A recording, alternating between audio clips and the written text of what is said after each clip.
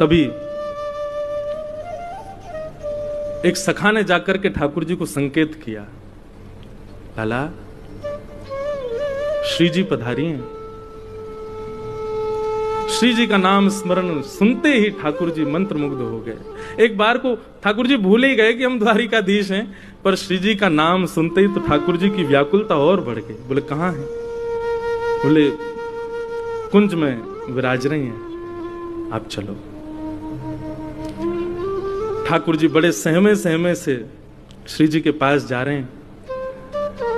जैसे ही ठाकुर जी ब्रजवासियों के शिविर में प्रवेश करते हैं, किशोरी जी बैठी हैं। किशोरी जब से ब्रज छोड़ के ठाकुर जी गए ना, तब से एकांत में रहती हैं, बस अष्ट सखियों के मध्य में रहती हैं, बहुत कम वार्ता करती हैं। जैसे ही ठाकुर जी ने शिविर में प्रवेश किया, किशोरी जी के नेत्र खुले। तुरंत ललिता, मुकु ऐसा क्यों लग रहा है कि कन्हैया आ रहे हैं? बोले नहीं, कन्हैया क्यों आएंगे? अभी अभी मुझको पता चली, उनको तो सहस्त्रार्चन, तुलसी अर्चन आदि सब चल रही है। वो सूर्य ग्रहण को समय है ना, तो सब वहीं व्यस्त हैं। पूरे भारतवर्ष के बड़े बड़े संत ऋषि पधारे हैं, सब वहीं पर अर्चना कर रहे हैं। वो तो बहुत व्यस्त हैं, लाडली जी वो कैसे आवेंगे? किशोरी जी बोली, मुझे उनके तन की सुगंध पता है, और इस समय आभा मंडल वायु जो बह रही है उसमें ठाकुर जी के तन की सुगंध आ रही है, और मुझको पूर्ण विश्वास है कि श्याम सुंदर पधार रहे हैं। इतने में ही शिविर का जो कपाट था वो खुलना हुआ, और जैसे ही वहां से प्रवेश किया द्वारिकाधीश ने, देख करके सब सखियां भाव विह्वल हो गई। किशोरी जी भाव विह्वल नहीं हुई, नीचे नेत्र करके बैठी हैं। पता है कि ठाकुर जी आ गए, पर देखूं कैसे, किस अंग को पहले देखूं? 100 वर्षों की प्रतीक्षा, चरणों को देखूं, हस्त कमल को देखूं, मुखमंडल को देखूं, कहां से प्रारंभ करूं देखना? ठाकुर जी जहां खड़े वहां से मुंह इतर करके श्री जी बैठी, कैसे देखूं, किसको पहले देखूं? ललिता विशाखा को थोड़ी सुध आई, श्री जी के बगल में स्थान था, वहां आसन, ठाकुर जी का पधराया, इत्र का छिड़काव किया, गुलाब जल बिछाए, आओ लालन विराजो। ठाकुर जी बोले नहीं, अपना मुकुट उतार करके श्री जी के चरणों में रखे, और श्री जी के सिंहासन से टेक लगा के ठाकुर जी चरणों में विराजमान हो गए, चरणों में बैठ गए। और स्वयं द्वारिकाधीश अपने कर कमलों से श्री जी के मुखमंडल को अपनी ओर करते हैं, और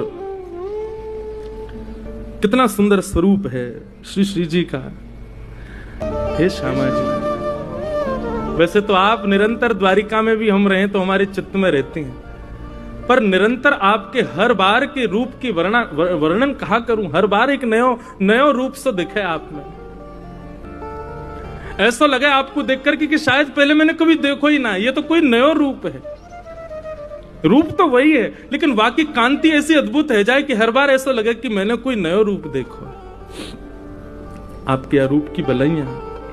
और जैसे किशोरी जी का मुख अपनी ओर किया, श्री जी के नेत्र ठाकुर जी के नेत्रों से मिले। अब श्री जी भी अपने सिंहासन से उतर करके नीचे विराजमान हो गए, और विराजमान होकर के कहती हैं, श्याम सुंदर 100 वर्ष की प्रतीक्षा के बाद आए हो, कछु दोगे नहीं मुझको? ठाकुर जी बोले, जो मांगोगे सो देंगे, आप आज्ञा करो एक बार, कहा चाहिए? बोले, जा दिन आप ब्रज छोड़ करके गए, हमसे एक वचन लेकर के गए कि हे श्यामाजू, एक अश्रु बिंदु भी यदि पृथ्वी पर गिरा तो मैं अपनी लीला उसी समय संवरित करके प्रस्थान कर जाऊंगा। यदि आप चाहती हैं कि आगे की लीला संवरण हो, आगे की लीला व्यवस्थित चले, तो आप मुझे वचन दीजिए कि एक अश्रु बिंदु भी आपके नेत्रों से नीचे पृथ्वी पर गिरना नहीं चाहिए। प्रलय आ जाएगा, पृथ्वी रसातल में चली जाएगी। आपके वह वचन को निर्वहन करते भाई आज 100 वर्ष है गए, एक अश्रु बिंदु भी मेरे नेत्रन से नहीं आई है। मैं आपसे यही मांगना चाहूं, आज मुझको आज्ञा दे दो। वो जो हृदय में सागर, वो जो हृदय में तालाब नदी बन चुका है और नदी के भाव से अब सागर बन चुका है। वाकु अब यहां से प्रस्थान करन दो, मुकु रोवे को वरदान दे दो। मैं थोड़ा रोना चाहूं। 100 वर्षन से 2 कार्य श्री जी ने नहीं किए। एक तो सोई नहीं है, दूसरी नेत्रों से एक अश्रु बिंदु भी प्रकट नहीं किया है। और आज ठाकुर जी के उस मधुर रूप को देख करके श्री जी कहती हैं, आप आज्ञा करो। ठाकुर जी भाव विह्वल हो गए, हृदय से लगा लियो। चिन्मय चैतन्य स्वरूप श्री जी और ठाकुर जी एक दूसरे में विलीन होने लगे। सब सखियां रूप को देख करके आनंदित होने लगी।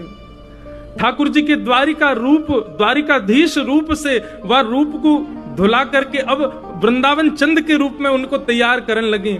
टेढ़ो पाग टेढ़ो से मुकुट सिर पर धारण करायो, कारी कमरी पहनाइए, हाथन में शंख चक्र गदा पद्म थे, 2 भुजा वाले ठाकुर जी है गए। कर में मुरली पधरा दई, ठाकुर जी की कारी कामर डाल करके चंदन को इत्र लगायो, ठाकुर जी की मधुर पत्रावली को श्रृंगार करके श्री जी के बगल में बैठा दिए। द्वारिकाधीश साक्षात कृष्ण रूप दिख रहे हैं। सब सखियां सहचरियां इस रूप को देख करके कह रही हैं, लाला 100 वर्ष पहले के रूप को देख करके आज तक जीवित रही। अब आज यार युगल रूप को देख के आगामी 100 वर्ष तक तुम ना भी दिखोगे तो भी रह लेंगे। बस आज दिख गए, यही बहुत।